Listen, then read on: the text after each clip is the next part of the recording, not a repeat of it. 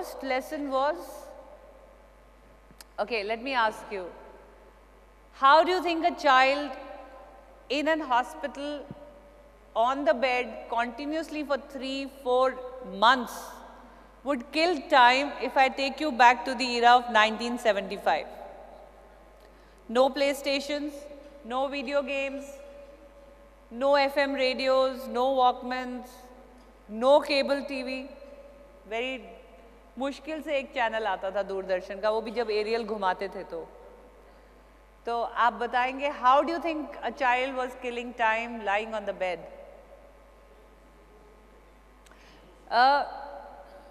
In our times, ABCD would start when we were at the age of 6 and I was 5, so reading was out. Yes, I'm looking for that answer. So I would request anybody who would come to my room and say, please narrate a story. And I would hear stories after stories, and this little girl learned, if you look at the structure of a story, how do you think a story moves?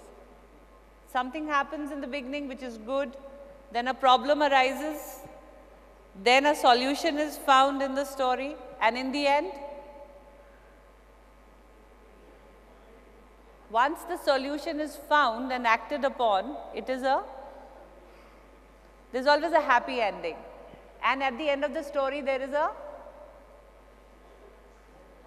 moral. And the moral is always it always have a positive message. It has a value addition to your life. So this young girl who was 5-6 years old got in that impressionable age, learned the habit of being positive, to have faith, to know that eventually things are going to be all right if we look for the right solution. And at the same time, I learned another lesson, and that is again a very important lesson in life, which is called the art of gratitude. I was looking at my family working very hard for me, and I would feel grateful that, look, they're working so hard for my treatment, they're taking so much pains to take care of me. And when does the gratitude, the feeling of gratitude hit you? When do you get obsessed by this feeling?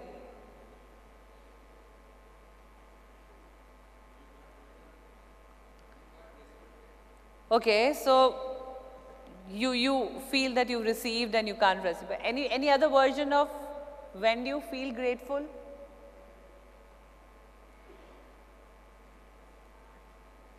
Nobody feels grateful. When do you feel you get overwhelmed by the attitude of gratitude?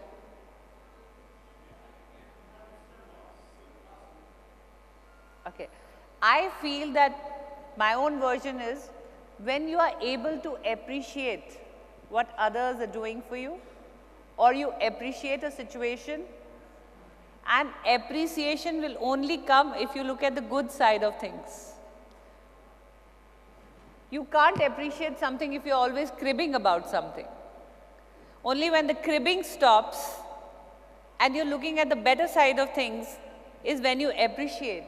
When you appreciate is when you can feel grateful. And looking at good side of things means, again, you have some power of positive attitude. So in the end, it is all about positivity in your life and willingness to learn that takes you forward, because these have been my important mantras, which I learnt as a child, even when I was most unwell, struggling with illness.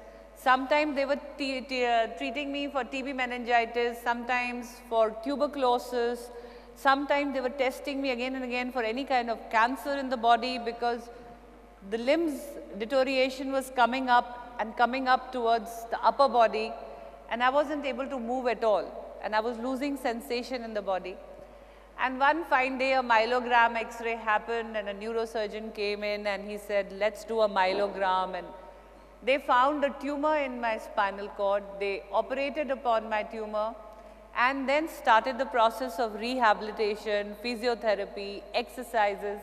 I remember doing it 8 hours a day, being tied up in calipers and braces, very crude material. I would get blisters, I would get cuts on the body, trying to stand up, trying to learn to walk. because I had to learn everything all over again. I had to learn to take a turn, to crawl, to sit, and eventually I did learn to walk again. And once I learned to walk again, I was back to my naughty self. I was again becoming a tomboy the way I was. Deepa had found herself again, a naughty kid, trying to play every sport in the school to tell people that अब मैं ठीक हूँ, because मुझे लगता था कि जो भी मेरे मम्मी से मिलता था या पापा से मिलता था, वो बोलता था आपकी बेटी की तबीयत कैसी है अब तबीयत कैसी है, तो आई यूज्ड टू से ये बार-बार तबीयत कैसी है पूछते हैं. So I started participating more and more in outdoor activities, and I started doing that. People will look at me running around, playing. They will say, okay, she has recovered. So that was the journey, and while growing up, I again fell for something which was called wheels. I fell in love with wheels. I was very tall. Even as a small girl, I was a tall person. So बहुत जल्दी मेरे पाँव लगने लगे थे. I started cheating and taking and borrowing Lunas, and then quietly taking my dad's scooter out. And then I graduated to bikes, and I started requesting people and borrowing their bikes, and often I used to get caught riding bikes. I used to always say, I love wheels, I love wheels. Please be careful when you make any such wishes, because I was not very clear in my communication, and God gave me a wheelchair. So I was on wheels. But the wheels that I was looking for was the wheels of the bikes, racing bikes, rally cars, But in our days, it was not that common. In 1984, a girl on a bike, growing up girl, was not common. So my parents started getting worried.